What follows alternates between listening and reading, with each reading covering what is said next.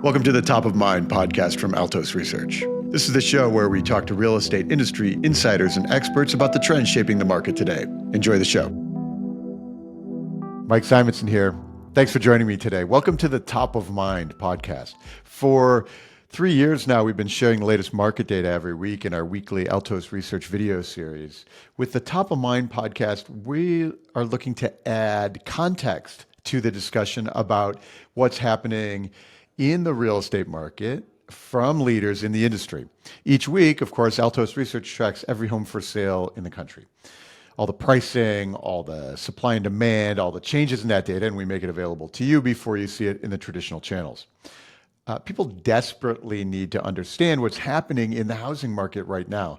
The market was frozen solid last year. It was surprisingly strong this year, and now that landscape is changing again very rapidly. So if you need to communicate about the housing market to your clients, to buyers and sellers, go to altosresearch.com and just book a free consult with our team.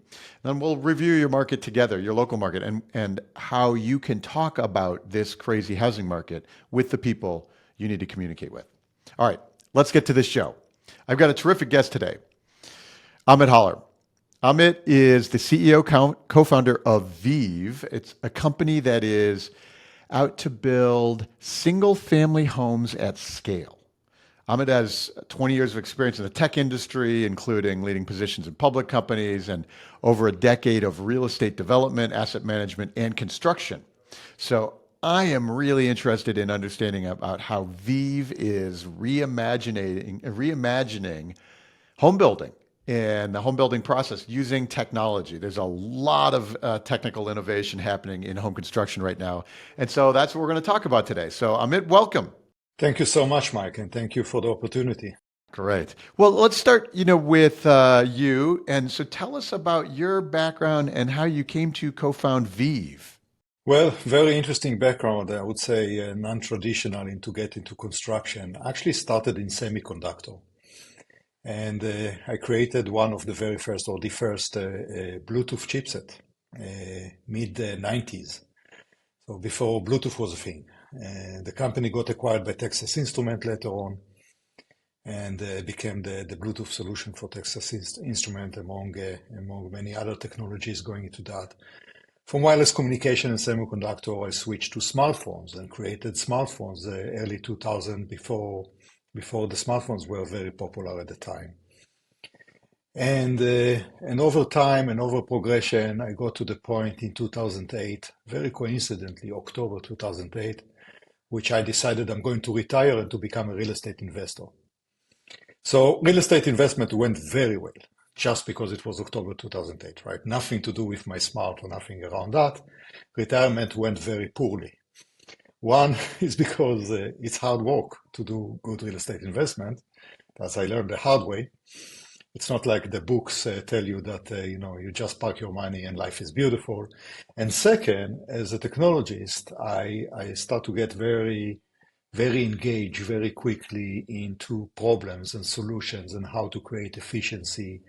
And over time, learning more and more about real estate development, about asset management from the ground up, literally from the ground up, right? And over time, the more problems we start to realize, I said me and my co-founders, and us being technologists in a very diversified technology, we start to figure out that there must be a different way and there should be solutions around that.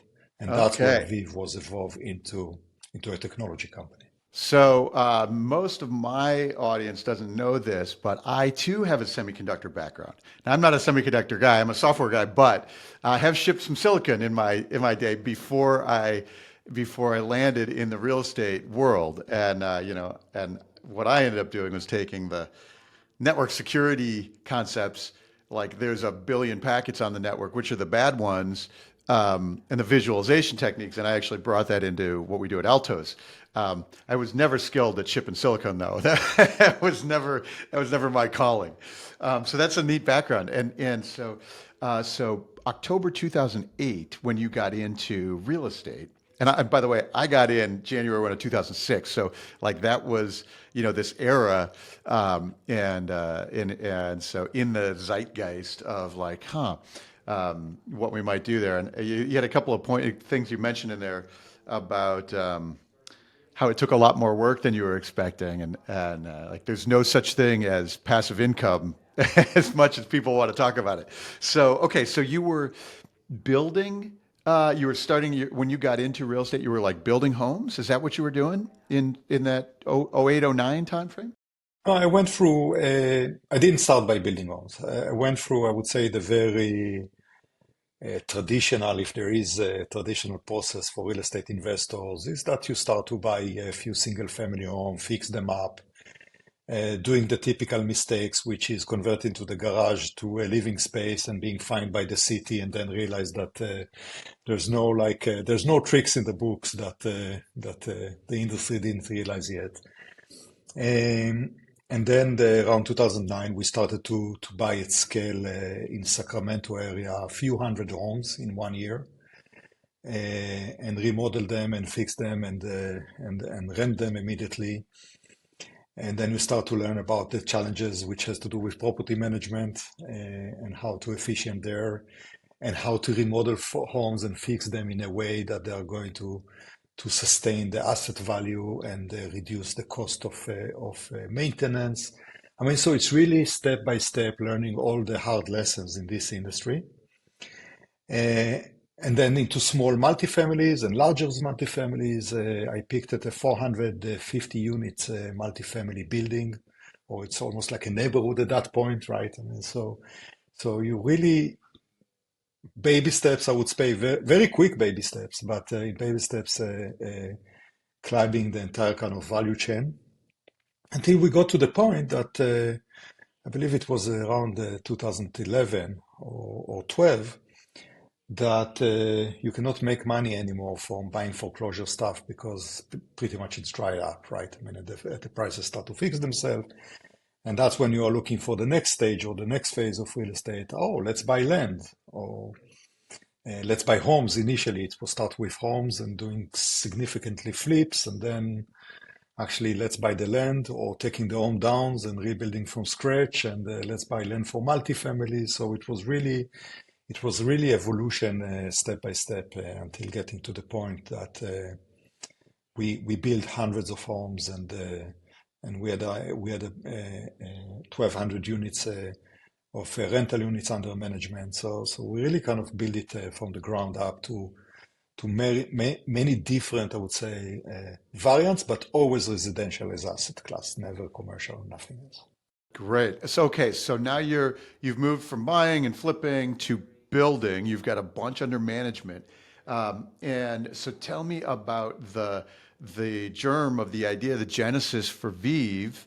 When did you say what I need to do is revamp the technology for construction? What were there catalyst points in there? Absolutely. As I many times say, we humanity, we innovate only when we hit the cliff, right? I mean, so we typically not very good in predicting the cliff, but only once we are on the edge of the cliff, we realize we need to innovate.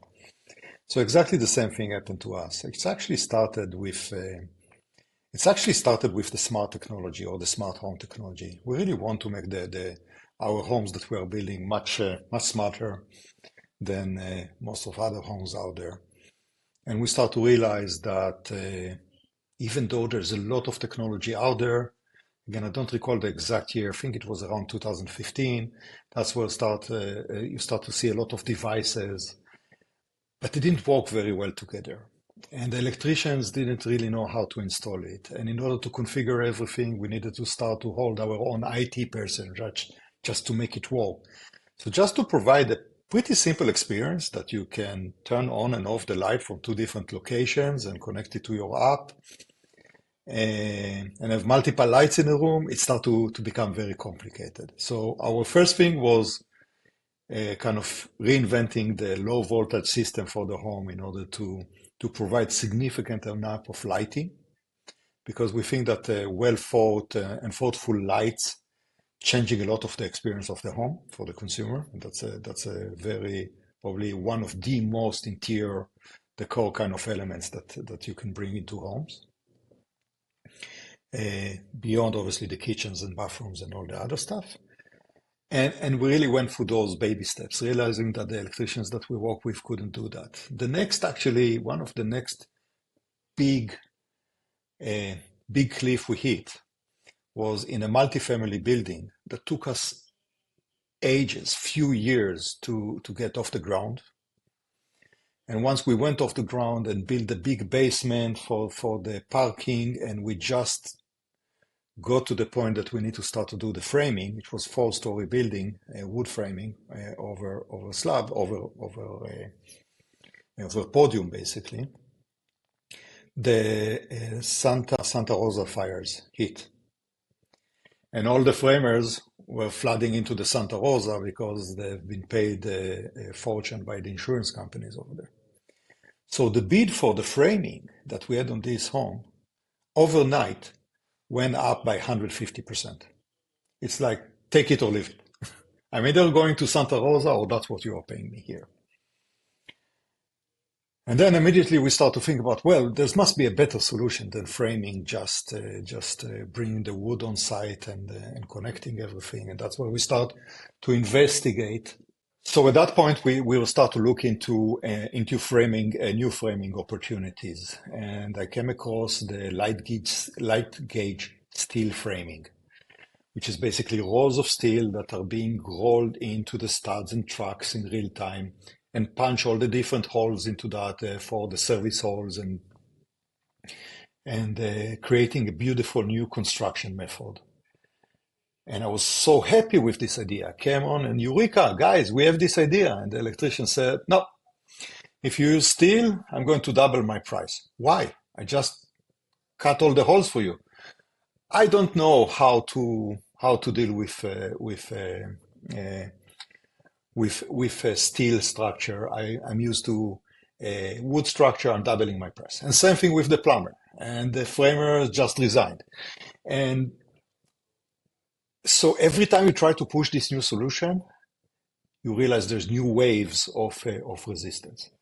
So, making long story short, it was not overnight. It was over 5-6 years, but we ended up doing everything because we realized that every time we introduce a new technology and new ideas to solve for some of the issues in this industry, it's creating ripple effects that are actually slowing us down and making it more difficult.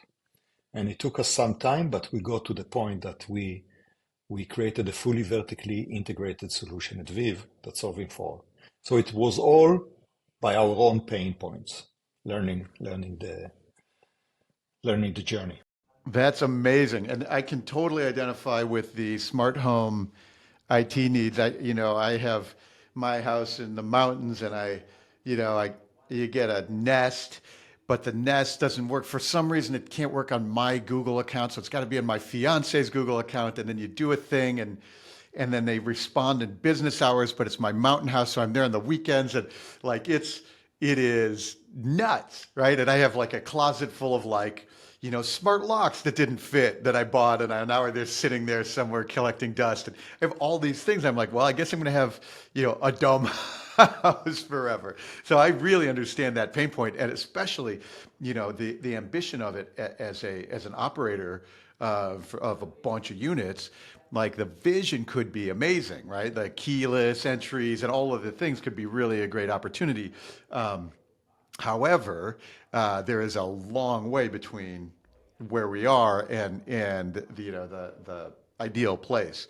And so then though, but man, what an ambitious leap to go from. I get the fire challenge, the cost of the framers. Again, my house in the mountains right now, I'm getting a new roof this year because of the snows last year, and it is 100% more expensive than it was a year ago. And I booked them in April, and it's now the end of October, and they're just getting to my project, right? Hopefully before the snow falls. So it is exactly, and it's actually, labor is one of the things I'd like to spend a little time with you during the conversation. Home building labor is a real function here in the housing crisis in the U.S. But before we get to that, give me a quick summary of what the Veev product is, or technology is, or the innovation. I heard, we heard about the light gauge steel frame, but what are we talking about really? Building homes. What does it really mean? So fast forwarding to where we are today as a company, we pretty much reinvented or reimagined everything within the home. And to start with, so all different materials, all different methods than what we are used to in the more traditional construction. But it starts with a very important concept, that we realize that the home is a product. Now, what I'm saying, just Ryan, it's like, duh, I mean, it is a product, right? But by this realization, it helped us a lot in the way we manufacture it, in the way we install it, in the way we think about it. And in fact, this is the most expensive, the largest, and the most usable consumer product out there. But very, very few companies think about it as a product. How many product managers people like Apple has? How many product manager a builder has? None. Right. I mean, and that was the big thinking about it. So you just mentioned your roof, right? I mean, so thinking about home as a product is what happens if we need to replace your roof within 24 hours? How do we productize it in a way that it can be long-term maintainable, long-term upgradable? That's a very different product fault versus construction site fault. So with this introduction, let me explain. First and for all, in order to, the part of the solution is prefab, right? I mean, so we are prefabricating big portions of the home in our factory. The big issues that most of the industry has with prefab, that it either you fix their box, literally, because those are volumetric kind of boxes, or it doesn't fit your home. But it doesn't work like this in home. It could work very well maybe in hotels, it could work very well in student housing, but it doesn't work in single-family homes and actually most of multi-family homes, because they need to meet the environment, they need to meet the different jurisdictions, the needs of the consumer, look and feels, etc. Things so it's are much more things difficult. are mostly bespoke. Right. Things are mostly bespoke Exactly. in home construction. Yeah. Okay. Exactly. So we needed to figure out a method that we can build anything, any look and feel, and still prefabricate it. And it was really to go down to a very different fundamental building block, which is the wall. Instead of the room, instead of the box, it's the wall. Walls, and we call them panels, the floor panels and the wall panels. And we are creating panels where they leave our factory. They are fully finished and complete. So our wall is including the plumbing and the electrical and the HVAC and the windows and the doors and the interior finishes and the waterproofing on the exterior side. It's all finished and completed.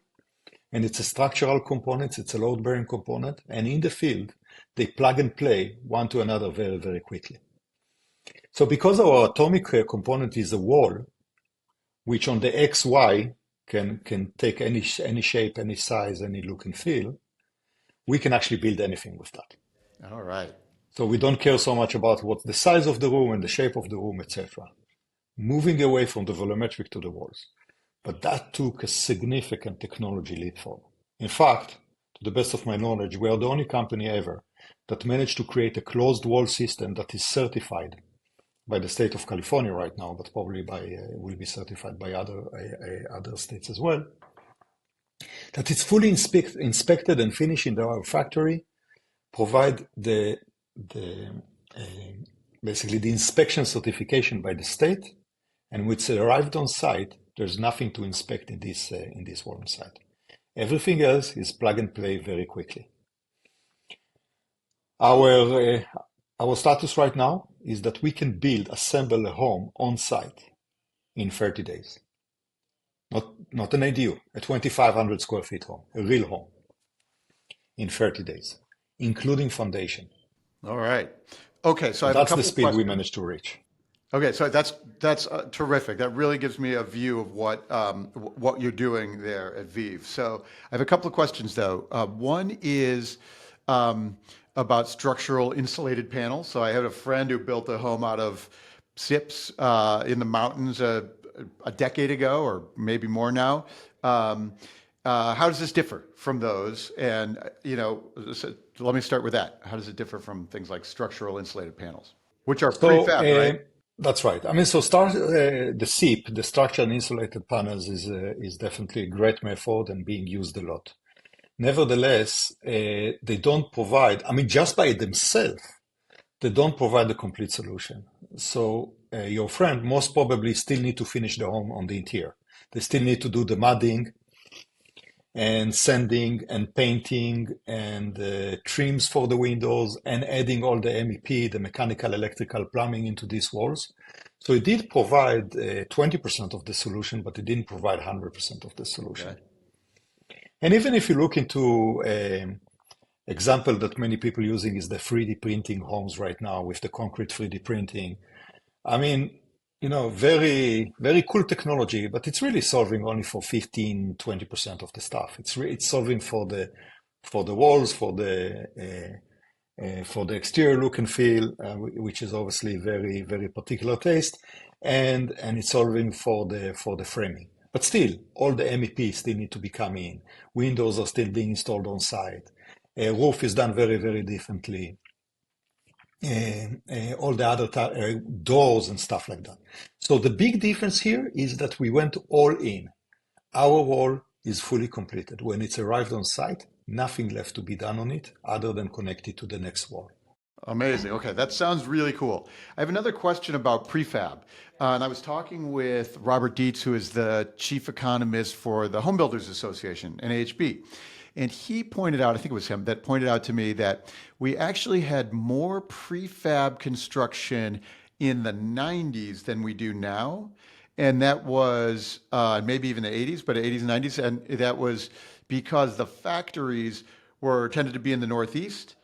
Um, and now we're building the homes in the Southwest, and so the factories are a long way away from the where we're building, and so they're more expensive. Is that a factor that you're thinking about in yours as well? It totally surprised me that because of that capacity and the cost of shipping, we've actually regressed in productizing home building. Is that something you think about? Uh, Absolutely, and I think just on the money uh, point here. So yeah, definitely in our mind, and let me explain how we solve for it. Two ways. First, doing panels versus volumetric, it's already part of the solution. Because when you are shipping a volumetric device, you are mostly shipping air. And when you are shipping panels, they actually stack like stackers, like a CD rack. Probably some of our audience don't even know what CDs are, but like a CD rack that allows to stack very high density of those on a single truck. Secondly, we took a very unique approach, and actually as someone that coming from the semiconductor, you would appreciate it. We called our factories a fab. So we are following actually exactly the semiconductor industry in many ways, and we have so many semiconductor guys in the company as well, including our COO. Our fab is a microfab. It's only 100,000 square feet facility that can fit pretty much in every warehouse out there. And we follow the Intel concept of copy exact, which means we created one of those and then we can replicate them next to the demand area. So the idea is to create a distribution or very distributed kind of a network of fabs, of those microfabs that would allow us to fabricate very close to the demand area. Now, very close could be still within 150 miles radius. So you are looking kind of, for a round trip of a truck on a daily base. It doesn't need to be like within few miles.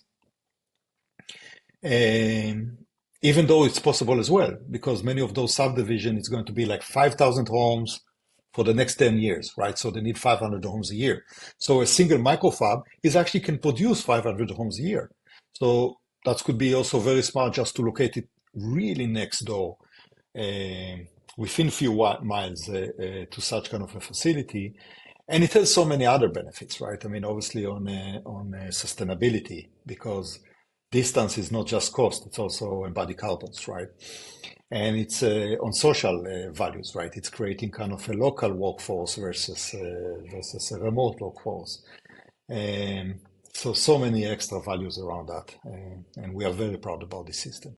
Okay, that's super cool. I love the fab analogy, the semiconductor fab analogy, and being able to locate that. So, um, here's where my brain goes. Is there in the semiconductor industry? There is uh, a sub industry that is of the fabless semiconductors, the companies, the people who design like, now I can conceive what I want my semiconductor to do something. Is there an analogy here too, where you like have designers who could in the future do some, amazing new things with the home and then, run them through your fabs? You're absolutely right, and perfect analogy, right? I mean, so I talked about this wall, and let me explain a little bit more about what this wall is. And for our audience that don't understand or don't know so much the semiconductor industry, I'll explain the following. When these fabless companies or companies which are designing new chips, there are libraries component that they don't need to deal with. So think about a microprocessor chip that need to be connected to the USB. USB is very common and is very commoditized, and there's no reason to reinvent USB and again and again. So they have a library component which called USB, and they just drag it in. And this library component still contain probably 5 million transistors and all those different cells and memory and software, but it's coming as a subcomponent. That's exactly how we think about it. A plumbing wall or a bathroom doesn't need to be redesigned many times. I mean, it could be stretched, it could have different ties, it could have different things, but the gut for it, it's like this USB. It has input, which is hot water and cold water. It has output, which is the sewage. It needs to have all kind of code-related elements there, which is the distance between the toilet and center line and waterproofing and everything else around it. And we capture all of it as a library component. And from now, bathroom is a library component. You can change the colors, you can change the shape, you can change the size, but you don't need to deal anymore with all the plumbing. And we created a new software tool, which called Veev Studio, that allow to these designers basically to design on our system without the need to understand the guts of the fab and the technology and everything around that. So I believe that's going exactly the same kind of concept. That's and true. again, some companies we really model after. I mean, we model after several different companies, sometimes Tesla, sometimes Apple, but in this very case, it's actually a company called TSMC. It's a huge Taiwanese company, which is one of the biggest fabs in the world today. That's where Apple building their chips in, etc. And there's a lot of those models of libraries and components around this type of companies. Okay, that's super exciting. I love it. I love it. I think that gives us a good idea about the technology and what you're building. Quick question before we move into thinking about market and implications of it. How many homes have you built? Like how far along are we? We've built to date through different versions of our technology in the past 5-6 years. We built about 170 homes. Okay. 170, In California? all in the Bay Area. Okay. In California, all actually very much in the Bay Area in California with this technology. We built many more homes, but I'm kind of counting only the homes that have been built with a variety of versions of this technology. And and the sky is the limit. Okay, yeah. So 140 homes. I would love to see one and see what they look like. Really excited about it. Everyone is invited. California, Bay Area. Please come over for a visit and a tour. I am in San Francisco, so we'll do that. Okay, let's switch from the technology and the product to thinking about housing in general and the housing market. There are a couple of things that we talk about frequently on this podcast and in the work we do at Altos Research.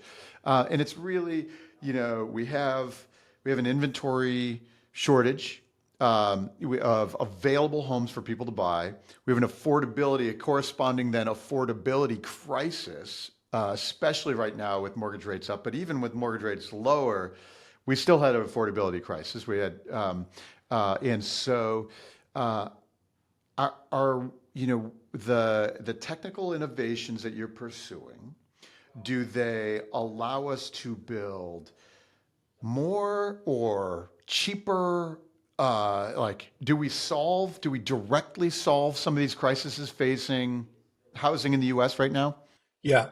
So starting with the bottom line, the answer is yes. It helps to solve those issues and will solve those issues.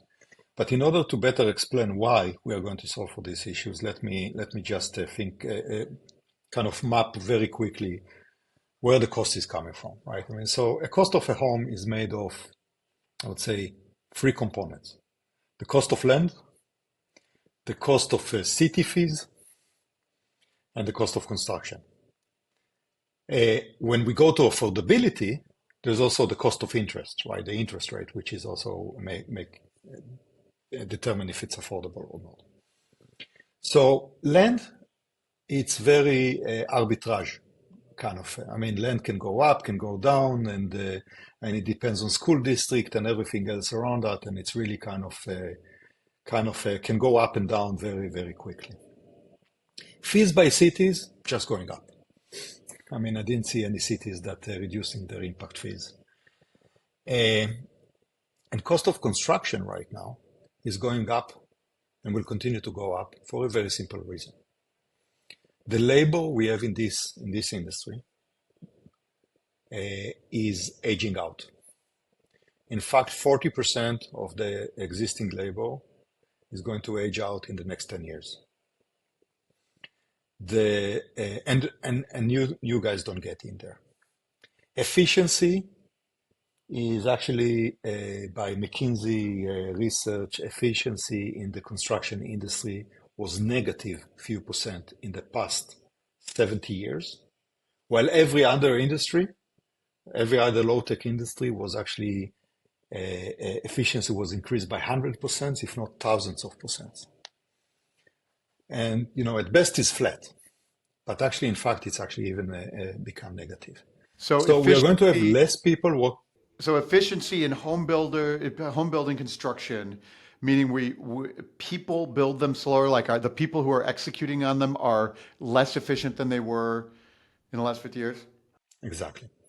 So the square foot or the square feet that a single person built per day, or depends how you want to measure it, was decreased in the past 50 years.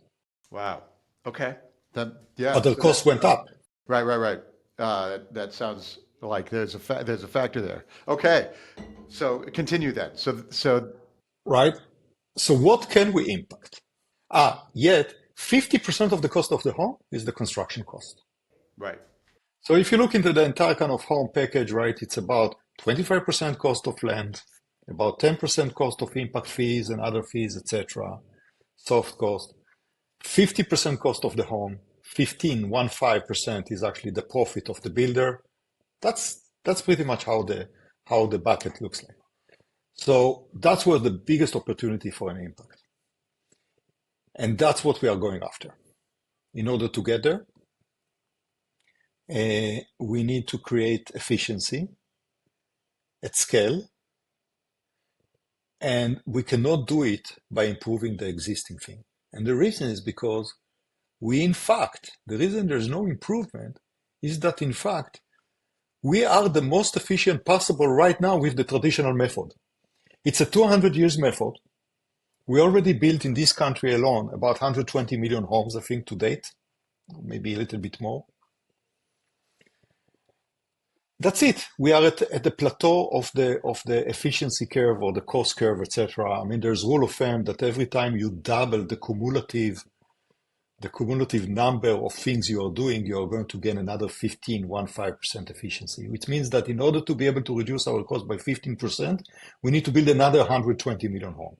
That's going to happen 100 years from now, right? Unless you totally innovate pretty much everything around it. And that's what we are trying to do.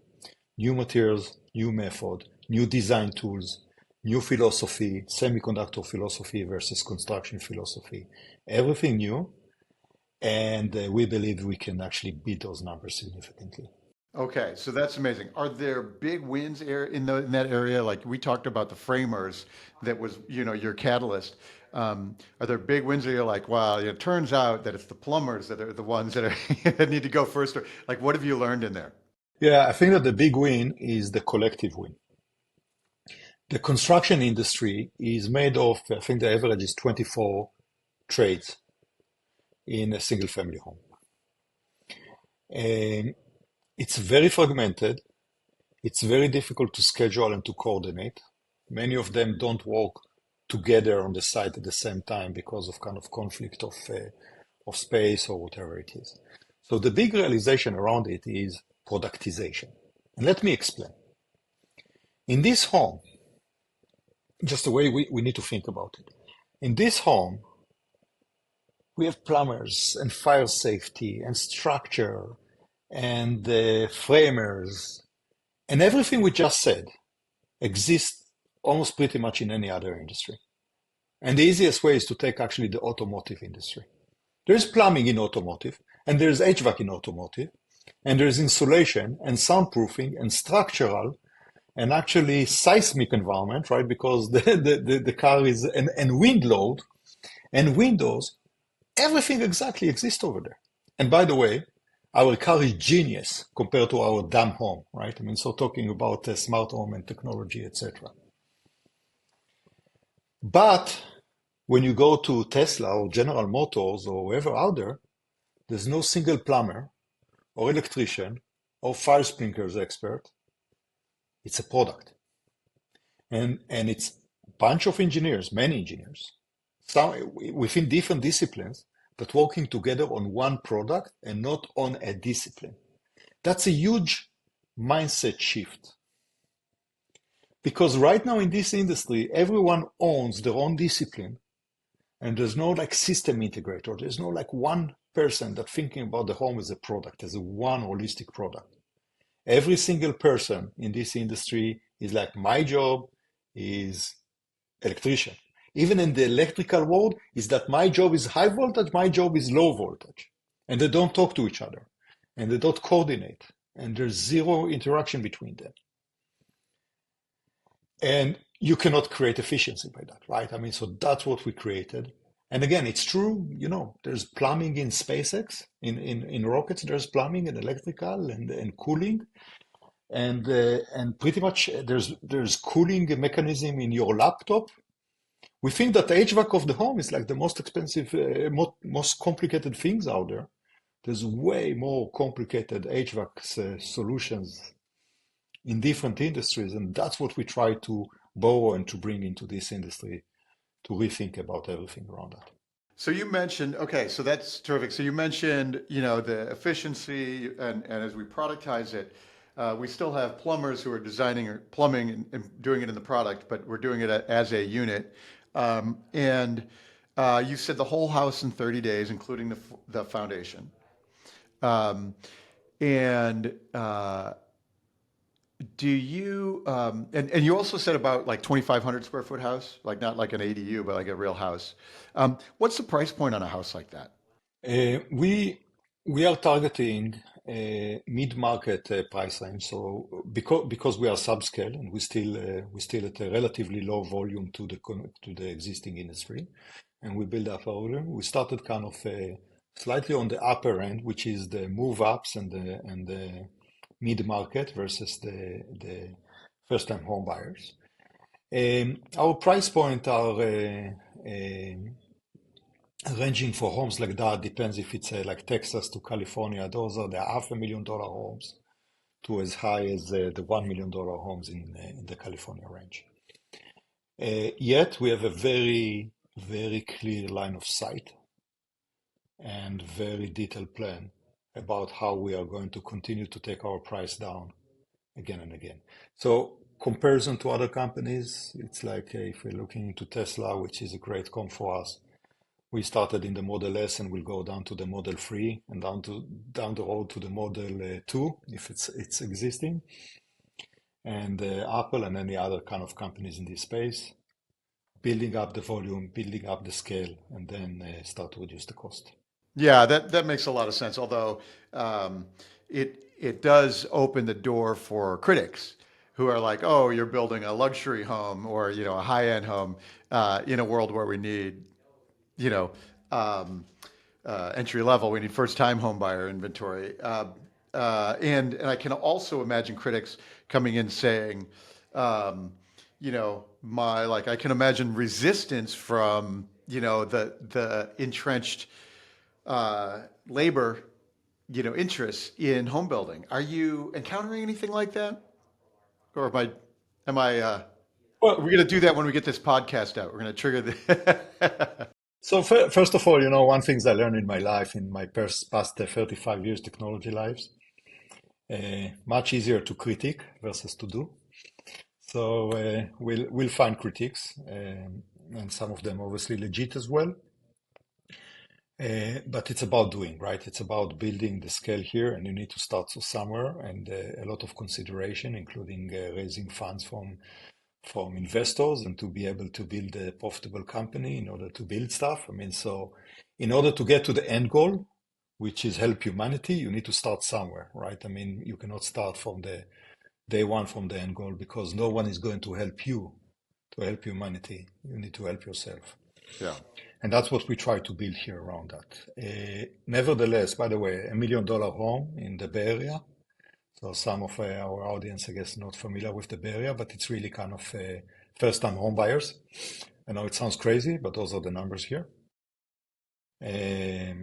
So yes, it is And the indeed, Texas, um, yeah, and go ahead, and please. the uh, and so then the question is like, um, how quickly can we go? Like, oh, by the way, you know, we're buying a Veev home. It's $1 million. It's got the quality of one that's going to cost you $1.5 million down the street if it was a bespoke home or a home that was built by the traditional methods. Um, and how quickly do you get to a place where you can illustrate that, like that kind of benefit? So the quality of our homes are so much higher than anything exists out there. So the comparison is more like $1 million versus $5 million versus 1.5. Those are the luxury of the luxury homes in the mid-price market. So the experience we get is that whoever walks in our home, the wow effect is to the point that people will try to take it, unless it's not the right school district, etc., and everything else which has to do with neighborhood. And many times, actually, USA Today at the time used it as like the Tesla of the homes. I mean, the experience, it's not just electrical car, it's not just a new type of home, it's not just very sustainable. By the way, our homes are 55% less embodied carbon than stick build. It's not only materials that are going to last forever, mold can never develop on it because we don't have the drywalls internally, it's stuff like that. Not only those, but the look and feel, and literally the feel. I mean, some people we call it hanging the walls. I mean, the feel and the quality of the walls and the texture, level 6 qualities, is so high that people just falling in love, and it's creating for you all new experience altogether. You call it hugging the So walls? hugging the walls, that's Like you that's a walk in, term and you're for like, us. oh, I want to touch it. Huh? Wow, exactly. It's Okay. it's it's so it's so different in a good way that you must touch, you must feel, you must need to understand what's going on over there. Amazing. Are you building these? Is your customer right now home builders or like home builders who have a bunch of land in the land bank, or are you going direct to consumer? So we mostly build for home builders. So our most of our business model is B2B. But in our close proximity neighborhoods, we also build a few handful of homes. Um, in our factory or our fab is located, or as Intel call it, Fab 1 is located in Hayward, in the Bay Area. So in our close proximity, we build few homes as part of our service to the community as well here, and we'll sell it directly to consumer. Nice. Okay. All right. That's exciting. Are consumer tastes changing, or like, do you have visibility or a view on what we build in the next decade? You talked about smart homes, so that's kind of interesting, and I can see more of that happening. Um, are there other things that you're paying attention to that you're like, oh, we can do that before traditional built is? What do you see there? Yeah, I think that the next wave of that we are going to see significantly in housing is going to be about sustainability. So in fact, homes are contributing, not construction, homes alone are contributing to 38% of the embodied carbon. Part of it is the construction impact, I mean the materials, etc., and part of it is actually the usage of these homes. So I think that the net zero and even carbon positive homes that are generating more energy than what the home itself needs, we are going to start to see is the next wave. EV cars, the EV cars basically trend is going to impact the homes as well, because you need to have two chargers in the homes. You're going to have two EV cars at one point, and you will need to charge them overnight, and you need to generate a lot of this energy. Water conservation is going to be a very big impact in these homes. That's our next wave of problems in the world, water. Uh, in fact, there's so many cities. I mean, so speaking of construction, right? I mean, there's so many cities that actually have right now hold on construction because they don't have enough water. So wasting water, it's not just, it's not going to be, or it's not already just a kind of a nice thing to the environment to be. If a city is wasting water, they will not build homes. So those things are happening left and right, and we're going to see many more of those. So I think that the home is really the core. It's going to be the core component of everything impactful in our life going forward. Yeah. So I'm with you on that. The story of water, the story of the American West is the story of water, and the things like, and you mentioned it like an energy positive house. So are you building solar into all of these, like your roof panels?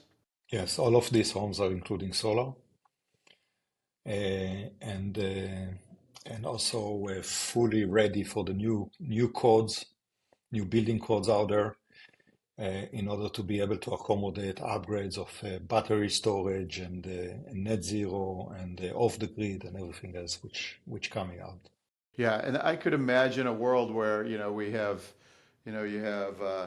1978 home construction and 1978 cars versus, modern EVs, dramatically different um, uh, cycle. And I could imagine consumers valuing that dramatically, like really choosing that kind of that kind of efficiency and quality in the home. Do you have, can you demonstrate those kind of efficiencies, like, the carbon reduction, like how do you show that to your consumers? Yeah, we definitely demonstrate it, and we are using external companies to validate our numbers, right? I mean, so as of today, as I mentioned, we are 55% less embodied carbon on the construction of the home versus stick build have been verified. That's a lot. The other interesting shocking number is that 40% of the landfill in the world is coming from construction of homes. 40% of So the left of the what? landfill of landfill waste. Oh, landfill. Yeah, yeah, yeah. From the And construction of homes. that's right. And we cut it by 10x. So we have 10 times less landfill than traditional. Uh, Everyone that built a home or saw the neighbors building their own home is so familiar with the numerous amount of beans, the waste beans that coming out of this home. Yeah. And typically almost nothing is recyclable over there. Right. And it's all landfill. I mean, which is crazy. I mean, Crazy. A lot of the carbon in construction comes out of concrete, doesn't it? come a lot from concrete. Do you use less concrete when you're building this home? We actually almost don't use concrete at all. So our foundation system is a heavy steel system, which we actually calling the airflock, and that's allow us actually to huge screws into the ground, into the very dense soil area, creating a very precise, a very I would say earth agnostic or soil agnostic, including soil movements, so soil movement don't impact our foundation system. And that's part of the reason that it allows us to build foundation very, very quickly. And it's a fully recyclable steel, right? I mean, so. Wow. Okay. Well, it sounds like we could spend a lot more time on the cool technology stuff. This has been really terrific and a really neat dive into potential in the future. You know, we have so many things facing the creating this housing crisis that we face, whether they were financial or labor or even some of the local. And you mentioned city fees, local fees, and part of the as part of the cost of building, but it's also one of the things that make it difficult to build. Are you finding that local legislators are like, they're into it, they're like behind you, or are they resistant still? Definitely behind us. Now, as any kind of let's say government legacies, it takes time to change. But understanding is there. Mayors are there. Head of planning are there. Head of buildings are there. Obviously, the states. So this is a very slow wheel, but it's a very self-aware wheel, I would say, as well. So they try to make the change. All right. Amit, it's been a fast hour for us, so I really appreciate your time today. Where can people go find out about you or Veev? Are you writing and stuff, or are you are you guys blogging? Tell me about where our listeners can go find out more. So I guess pretty much on all channels. We are on all social channels. First and for all, veev.com, veev.com. Everyone is welcome to join and to register. On LinkedIn, I'm happy if anyone is connecting with me, either to the Veev channel or me personally, and on all other social medias. Amit, thank you so much for your time today. Everybody, this is the Top of Mind podcast. As always, you find us on all your podcast channels. If you enjoy the show, I appreciate a review, give us some stars, help other people find the podcast. That's always appreciate a positive review. We will be back more in a week or so with another interview. Thanks, everybody. Thanks for listening to Top of Mind. If you enjoyed the show, I'd really appreciate leaving a nice review on your favorite podcast app. That helps other people find us as well. Be sure to subscribe so you don't miss future episodes. See you soon.